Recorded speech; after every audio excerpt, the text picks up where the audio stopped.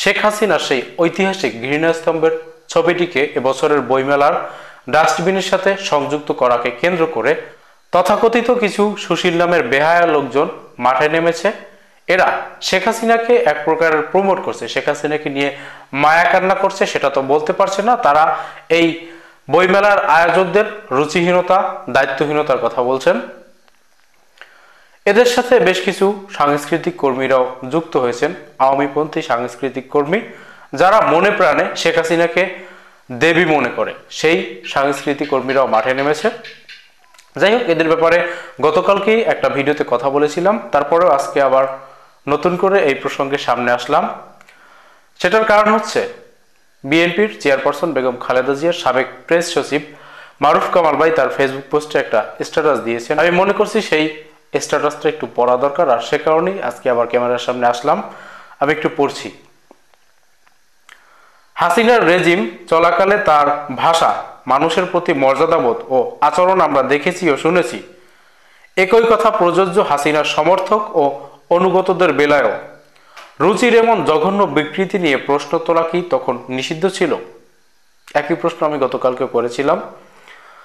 নিষিদ্ধ না থাকলে রুচি ব্যাপারীদের তখন হাসিনা ও তার বান্দাবান্দিদের পরিবেশ দূষণকারী বিকৃত রুচির বিরুদ্ধে কখনো প্রতিবাদ জানাতে দেখা যায়নি কেন? বেগম জিয়ার চরিত্র, জিয়াউর রহমানের চরিত্র, সাংসারিক জীবন নিয়েও কুরুচিপূর্ণ মন্তব্য করেছে শেখ হাসিনা এবং তার পান্ডারা। এখন হয়তো সেই নিষেধাজ্ঞা নেই বলে রুচি ব্যাপারীরা 21-এর গ্রন্থমেলায় হাসিনার ডাস্টবিনকে রুচির বিকৃতি বলে নিন্দে বন্ধ করছেন। আচ্ছা, সুরুচিকর মর্যাদা কি হাসিনার প্রাপ্য? দেশের বেশিরভাগ মানুষ হাসিনার অরুচিকর আচরণ, কুৎসিত ভাষা ও ঘৃণাবাদের দ্বারা আক্রান্ত, অপমানিত ও লাঞ্ছিত হয়েছে। খুন খারাপি, জুলুম, অত্যাচারের বিচার আলাদা। অপমানিত নাগরিকেরা কি হাসিনার প্রাপ্য চুকিয়ে দেবে না? তাদেরকে সে অধিকার থেকে সুরুচির দোহাই দিয়ে কেন বঞ্চিত করা হবে? অতীতের আওয়ামী ফ্যাসিবাদ হাজারো অন্যায় অপরাধ করেও তাদের মাস্তানি এবং কালচারাল কসমেটিক সার্জারির মাধ্যমে পার পেয়ে গেছে। ভদ্রলোকেরা ওদের মাস্তানির আশঙ্কায় তটস্থ থাকেন, আর সাধারণ মানুষ কসমেটিক সার্জারি দেখে বিভ্রান্ত হন। এটাই অতীতের অভিজ্ঞতা। যার যা প্রাপ্য তা কি এবারেও দেওয়া যাবে না? যারা সুরুচিকর সম্মান পেতে চান তারা রুচিহীন বর্বরদের ডিজোন করে আসুন। একমাত্র আওয়ামী লীগই যে কোনো অন্যায় করার অধিকার রাখে এবং এটা কখনো তাদের জন্য বুমেরাং হয়ে ফিরে আসবে না, এই বিশ্বাস পাল্টাতে হবে। অন্যায়, সেই অন্যায়ের প্রতিবিধানকে একই পাল্লায় মাপা শয়তানিকে খারিজ করে দিতে হবে। অপরাধের প্রাপ্য এই, আমাদের সমাজে সে নজির স্থাপন করতে হবে। তা না হলে সমাজে কখনো সুরুচি প্রতিষ্ঠা করা যাবে না। সুরুচি শেখ হাসিনাকে নিয়ে প্রতিষ্ঠিত করতে হলে শেখ হাসিনার সেরকম সুরুচিপূর্ণ একজন মানুষ হওয়া দরকার ছিল। পৃথিবীর ইতিহাসে যত জঘন্যতম নিকৃষ্ট স্বৈরাচারের পতন হয়েছে তাদের কারোর ক্ষেত্রেই মর্যাদাপূর্ণ স্থান পরবর্তীতে জাতিগতভাবে কেউ দেয়নি।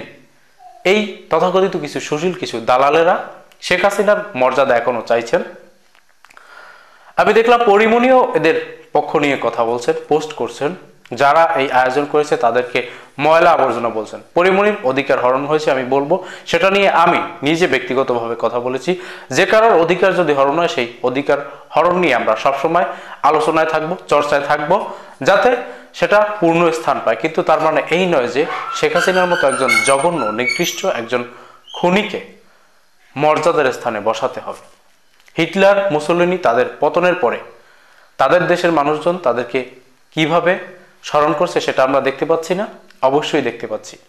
আমাদের ইসলাম ধর্মে সব থেকে বড় শত্রু হযরত মুহাম্মদ সাল্লাল্লাহু আলাইহি সাল্লামের যিনি ছিলেন তিনি হচ্ছেন আবু জাহেল।